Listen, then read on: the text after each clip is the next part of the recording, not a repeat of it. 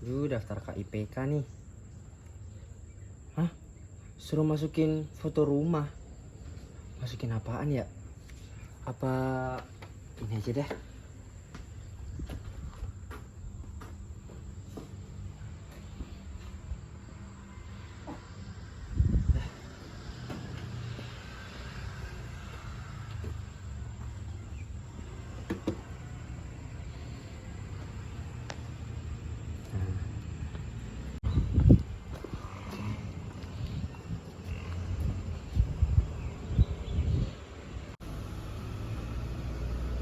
Anak-anak ajak jalan nih.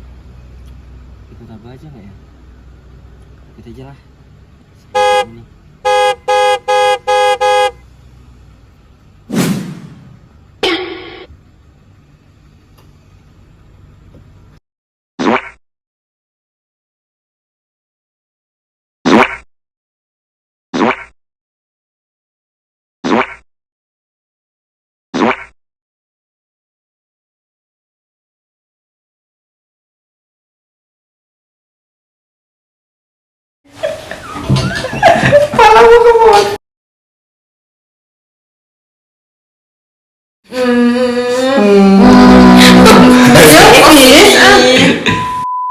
Masalah KIPK rame banget, anak salah satu universitas tergengsi di Jawa Tengah.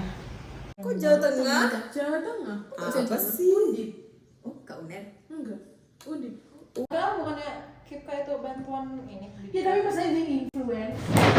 Emang ada. Ada lah, orang ini ada ceritanya. Dan itu tuh gak terjadi sekali dua kali.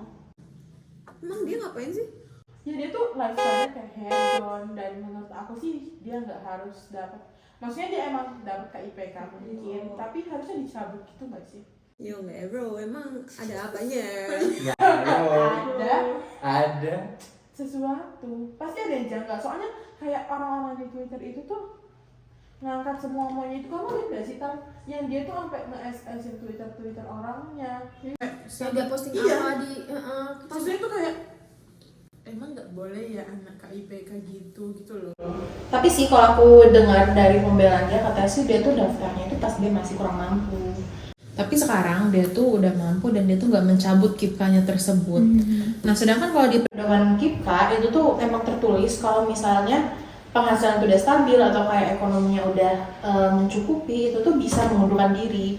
Dan yang dipermasalahkan sama orang tuh itu. mana tuh si pedoman KIPK itu?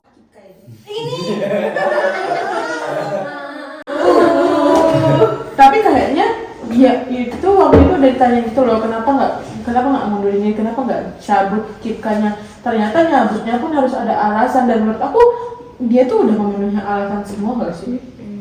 Orang dia yang pernah posting yang satu tiang isi tas-tas barang. Ya. Harusnya Itu kelihatan. apa ya kalau misal dari Orang kebutuhan awam aja yang liatnya kayak ya kamu mampu sih bayar uang kuliah, dan menurut aku mungkin kalaupun dia dapat uang kuliah nggak sebesar itu juga kok. ya sih. orang kebutuhan tersiernya dia aja Dipenuhi. udah lebih kok masa yang kayak pendidikan. Tapi emang kalau misalnya dari segi Pendaftaran KIPK sendiri tuh gimana sih dan seleksinya gitu? Ada yang tahu nggak? Kalau aku sendiri ya, karena kan di sini aku juga penerima KIPK.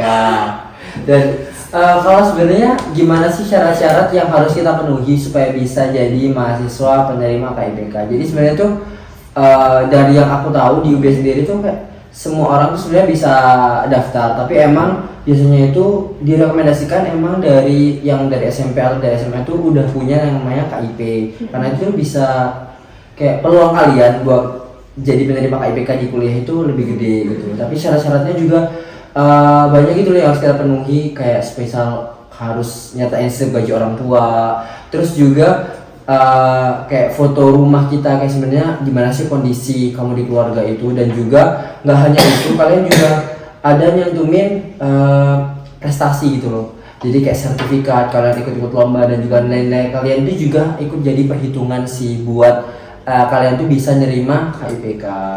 Jadi istilahnya kayak pemerintah tuh ngasih beasiswa ke orang-orang yang kemungkinan di masa depan itu ya bisa bermanfaat bagi Iya, negara dan juga. emang mereka mau buat ngejar pendidikan itu, dan pemerintah di sini menyediakan sebuah tuh beasiswa buat mereka.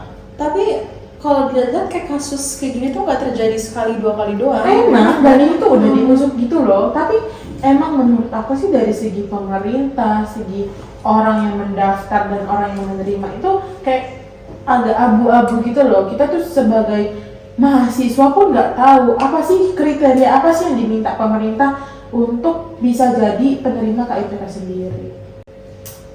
Jadi emangnya pemerintah ini sebenarnya kayak emang dari kita semua tuh kurangnya sosialisasi lagi sih. Ya menurut aku Perlu sih adanya sosialisasi. Kalau nggak mungkin dari sistemnya itu bisa ngedata kayak di tingkat mana orang itu bisa daftar dan orang itu apa ya, kan soalnya kalau sekarang kan semua orang bisa daftar, jadinya bisa dipalsukan gitu loh kalau misalnya ada apa-apa. Jadi Emang kayak harus- kurangnya validasi juga sih, dan menurutku pemerintah seharusnya juga bisa lebih terbuka lagi bagaimana sih sebenarnya sistem penyeleksian dari si KIPK ini.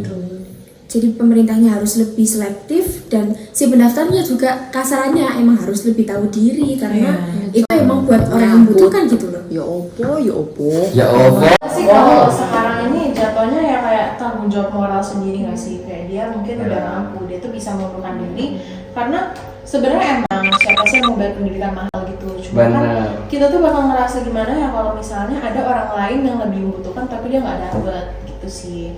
Ya mungkin solusi yang lain itu pemerintah juga bisa ngedata pendapatan atau kayak bagaimana sih situasi hidup dia ini secara bertahun, ya kan, bisa Iya, didata makanya perkembangannya. kayak bisa dari pihak fakultas mungkin, pihak universitas mungkin, pokoknya penerima KIPK tuh harus ada data yang valid dan bisa Iya. diakses oleh seluruh mahasiswa. Benar banget. Tapi ya guys, tapi kita tuh jangan lihat cuma dari satu sudut pandang itu yang kayak bener-bener dia nyebar di Twitter kan, apa ya, kita kan nggak tahu ya awalnya dia kenapa bisa dapat dan terus tiba-tiba jadi heboh. Terus kalau menurut aku dilihat dari sudut pandang orang-orang yang menanggapi itu tuh kayak kadang tuh kayak too much gitu loh, dan dia tuh ada beberapa orang yang ngelontarin kata-katanya itu terlalu, kalau menurut aku sih jahat ya. Ya udahlah ini Intinya kita jangan julid dan jangan melihat suatu kasus dari sebelah mata doang. Benar banget. Dadah.